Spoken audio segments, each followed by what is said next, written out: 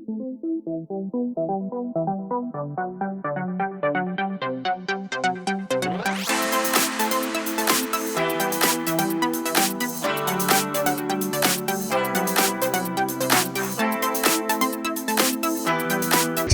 இன்றைக்கி நம்ம பார்க்க போகிறது வந்து ஒரு டே இன் மை லைஃப் தான் பார்க்க போகிறீங்க.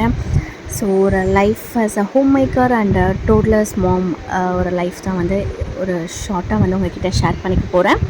ஸோ மார்னிங் எந்திரிச்சதுலேருந்து வந்து கொஞ்சம் பரபரப்பாக ஒரு 1 ஹவருக்கு இருக்கும். ஏன்னா என் பையன் ஸ்கூலுக்கு போகிற டைம் அது. ஸோ எந்திரிச்சோன்னே ஃபஸ்ட்டு அதை எனர்ஜெட்டிக்காக பண்ணுறதுக்கு நான் டீ போட்டு குடிச்சிடுவேன். குடிச்சு முடித்தோன்னே அவனை ஃப்ரெஷ் பண்ணிவிட்டு அதுக்கப்புறம் நேராக வந்து பிரேக்ஃபாஸ்ட் ரெடி பண்ணுறதுக்காக அவன் பாயில்டு எக் தான் சாப்பிடுவான். ஸோ பாயில்டு எக் இல்லைனா சம்டைம்ஸ் மில்க் ஷேக் இல்லை வெறும் பால் கூட குடிச்சிட்டு போவான். ஸோ அங்கே வந்து பிரேக்ஃபாஸ்ட் அவனுக்கு ஸ்நாக்ஸ் பாக்ஸில் வந்து கொடுத்துருவேன். சிம்பிளான ஒரு பிரேக்ஃபாஸ்ட் தான் கொடுப்பேன், அவனுக்கு ஈஸியாக வந்து சாப்பிட்ற மாதிரி. இது வந்து mini puris, mini idlis, mini dosas இந்த மாதிரி வந்து அவன் ரொம்ப விரும்பி சாப்பிடுவான். ஸோ அதெல்லாம் பேக் பண்ணிவிட்டு அவனுக்கு எக்கையும் கட் பண்ணி நல்லா பெப்பர் போட்டு சால்ட்டு லைட்டாக போட்டு கொடுத்துருவேன். சைடில் பார்த்திங்கன்னா இது எல்லாத்தையும் அவன் சாப்பிட மாட்டான். ஒன்று ஹஸ்பண்டுக்கு, ஒன்று எனக்கு, ஒன்று அவனுக்கு. ஸோ அவனோட சேர்த்து நாங்களும் இந்த எக்கை வந்து எடுத்துக்க ஆரம்பிச்சிட்டோம். ஸோ அவன் ஒரு 8:30க்கெலாம் வந்து கிளம்பிடுவான் வீட்டிலேருந்து. ஸோ வீட்டிலேருந்து கிளம்புனக்கப்புறம் பார்த்திங்கன்னா ஒரு 1/2 அன் ஹவர் வந்து எனக்கு வேலை இருக்கும். ஏன்னா லைட்டாக பிரேக்ஃபாஸ்ட்டோட ப்ரிப்ரேஷன் எல்லாமே பண்ணிவிட்டு லாண்ட்ரியோட வேலை இருக்கும். ஸோ போனதுக்கப்புறம் ஃபஸ்ட்டு திங்க் பண்ணுறது லோட் பண்ணி அன்லோட் பண்ணுற வேலை தான் எனக்கு இருக்கும். துணி எல்லாத்தையும் மடிக்க வேண்டியதாக இருக்கும். அந்த துணி எடுத்து மடிக்கிறதுக்கு பெட்டில் போடும்போது அப்படியே ஒரு சைடு டென்ஷனாக இருக்கும். எனக்கு பார்த்திங்கன்னா மடிக்கிற அந்த பாட்டே பிடிக்காது. ஆனால் நம்ம என்ன பண்ண முடியும், பண்ணி தானே ஆகணும். So we have no choice. அதனால் கண்டிப்பாக ஒரு டீயோடு போயிடுவேன். ஸோ ஒரு 1/2 கிளாஸ் டீ வந்து கண்டிப்பாக வந்து ஒரு குடிப்பேன் அவனை ஸ்கூலுக்கு அனுப்பிட்டக்கப்புறம். அதுக்கப்புறம் ஸ்ட்ரெயிட்டாக பார்த்திங்கன்னா அந்த வேலையை முடிச்சுட்டு பிரேக்ஃபாஸ்ட் தான். இது வந்து ஒரு சிம்பிளான பிரேக்ஃபாஸ்ட் ரெசிபி. நானும் என் ஹஸ்பண்டும் சரி மந்த்லி ஒன்ஸ் நூடுல்ஸ் இந்த மாதிரி செஞ்சு சாப்பிடுவோம். இது வந்து பார்த்திங்கன்னா தாளித்து எங்கள் கிராண்ட்மா வந்து எனக்கு சின்ன வயசில் இந்த மாதிரி நூடுல்ஸ் பண்ணி கொடுப்பாங்க. சம்டைம்ஸ் இந்த மாதிரி டிஃப்ரெண்ட்டாக கடுகு, உளுத்தம் பருப்பு, சீரகம் இதெல்லாம் மோஸ்ட்லி யாருமே நூடுல்ஸில் யூஸ் பண்ணியிருக்க மாட்டீங்கன்னு நினைக்கிறேன். ஸோ அதனால் இந்த ரெசிபிஸ் பார்க்குறவங்களுக்கு மேபி இது நியூவாக இருக்கலாம். பட் ட்ரை பண்ணி பாருங்கள், கண்டிப்பாக சூப்பராக இருக்கும். இதில் வந்து எண்ணெய் ஊற்றிட்டு கடுகு, உளுத்தம் பருப்பு, லைட்டாக சீரகம், அப்புறம் பூண்டு, கருவேப்பிலை, அப்புறமா வெங்காயம், அப்புறம் தக்காளி.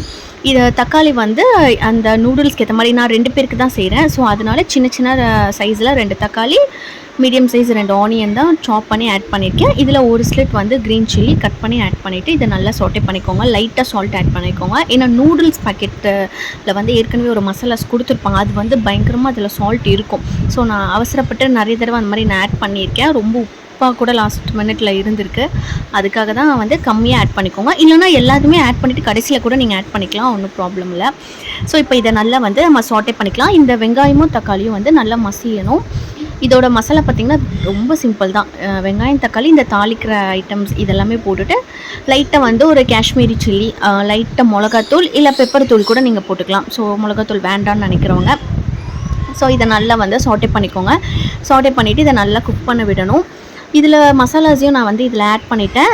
சாட்டே பண்ணும்போதே ஆட் பண்ணிக்கலாம். இல்லை நம்ம தண்ணி ஊற்றினக்கப்புறமும் எப்போவுமே இன்ஸ்டன்ட் நூடுல்ஸ்லாம் செய்வோம் இல்லையா, ஸோ அப்படியும் ஆட் பண்ணிக்கலாம். நான் முன்னாடியே ஆட் பண்ணிவிட்டு எவ்வளோ தேவையோ அந்தளவுக்கு தண்ணி வந்து இதில் ஆட் பண்ணிவிட்டேன். சூப்பியாக வேணுன்றவங்க கொஞ்சம் எக்ஸ்ட்ராவாகவே தண்ணி ஆட் பண்ணிக்கலாம். எனக்கு மோஸ்ட்லி சூப்பியாக வந்து பிடிக்காது. இந்த மாதிரி ஒரு எப்படின்னா சாலிடாக அப்படி சாப்பிட தான் பிடிக்கும் அந்த நூடுல்ஸ் வந்து. ஸோ இப்போது லைட்டாக கொதி வரதுக்கு முன்னாடி நூடுல்ஸ் வந்து நான் ஆட் பண்ணிவிட்டேன். நல்லா பிரேக் பண்ணி ஆட் பண்ணிடுவேன். ஏன்னா எனக்கு இந்த மாதிரி நீளமாக அப்படியே எடுத்து சாப்பிடுவாங்க இல்லையா, ஸோ அது வந்து எனக்கு ரொம்ப டிஸ்டர்பாக இருக்கும். அங்கங்கே வந்து சுடும். ஸோ அந்த மாதிரி நான் சாப்பிட மாட்டேன். எங்கள் கிராண்ட்மாவுமே எனக்கு சின்ன வயசுலேருந்து இந்த மாதிரி பிரேக் பண்ணி ஒரு பிளேட்டில் ஃபுல்லாக பிரேக் பண்ண கொடுத்துருவாங்க. அதை உட்காந்து நான் பிரேக் பண்ணி ஃபுல்லாக கொடுப்பேன். ஸோ அது மாதிரி தான் செஞ்சு சாப்பிடுவோம்.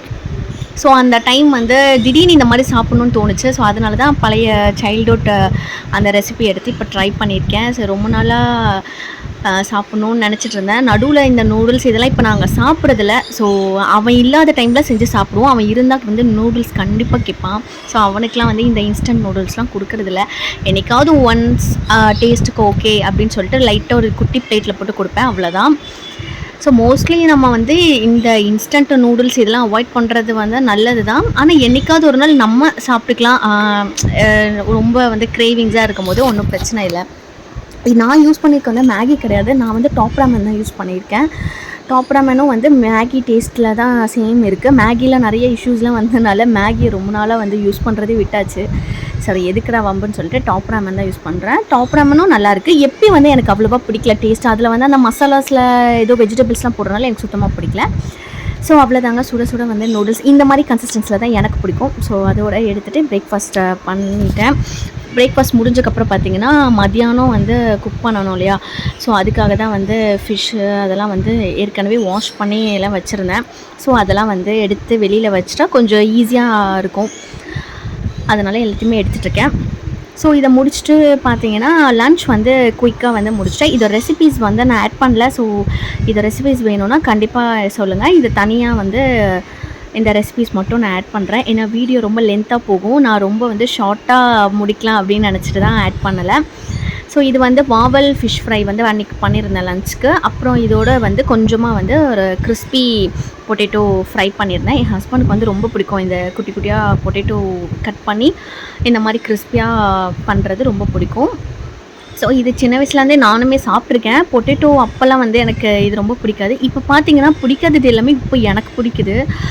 அப்போல்லாம் எதெல்லாம் நான் அவாய்ட் பண்ணுவேன், இதெல்லாம் வேண்டான்னு எங்கள் அம்மா கிட்ட வேணான்னு சொல்லுவேன்னா அதெல்லாம் இப்போ நான் சாப்பிட ஆரம்பிச்சிட்டேன், நான் செய்யவும் ஆரம்பிச்சிட்டேன்.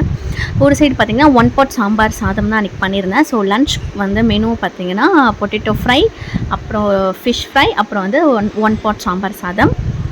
அன்றைக்கி வந்து லன்ச்சை முடிச்சாச்சு. ஸோ ஒரு பர்ஃபெக்ட் காம்போவாக எனக்கு ரொம்ப சாட்டிஸ்ஃபைடாக லன்ச்சை முடிச்சுட்டு கொஞ்சம் ரெஸ்ட் எடுத்து நேப் எல்லாம் எடுத்து முடிச்சிட்டக்கப்புறம் பார்த்திங்கன்னா விசில் வாஷ் பண்ணது எல்லாமே ட்ரை ஆகிடும். ஸோ அதெல்லாம் வந்து செட் பண்ணிவிட்டு ஈவினிங் வந்து ஃபில்டர் காஃபி குடிக்கலாம் அப்படின்னு சொல்லிட்டு ஃபில்டர் காஃபி ஏற்கனவே வாங்கியிருந்தேன்.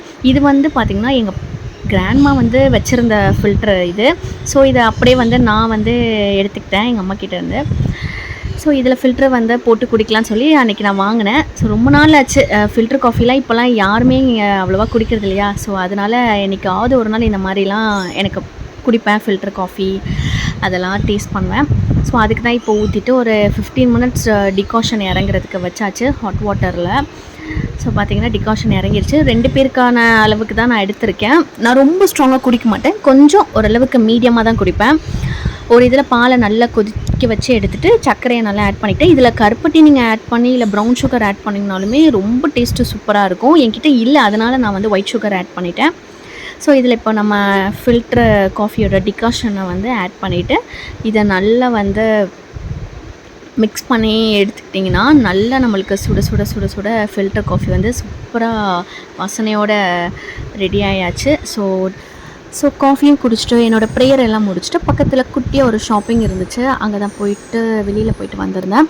ஸோ வரும்போது பார்த்திங்கன்னா இந்த லைட் வந்து வாங்கியிருந்தேன். ஏற்கனவே இது வந்து பகூர் இந்த எலக்ட்ரிக் டிஃப்யூசர் வாங்கியிருந்தேன், அது உடஞ்சிருச்சு. அதனால இப்போ வந்து நான் அதை மட்டும் வச்சு என்னால் யூஸ் பண்ண முடியல, அப்படியே அது இருக்குது. அதுக்காகவே நான் திருப்பி இதை வாங்க வேண்டியதாகிடுச்சு.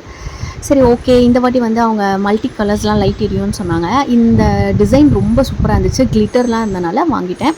ஸோ இந்த வீடியோ அவ்வளோதான். இந்த வீடியோ பிடிச்சிருந்தா லைக் பண்ணுங்கள், ஷேர் பண்ணுங்கள், மறக்காமல் சேனலுக்கு சப்ஸ்கிரைப் பண்ணுங்கள். தேங்க்ஸ் ஃபார் வாட்சிங்.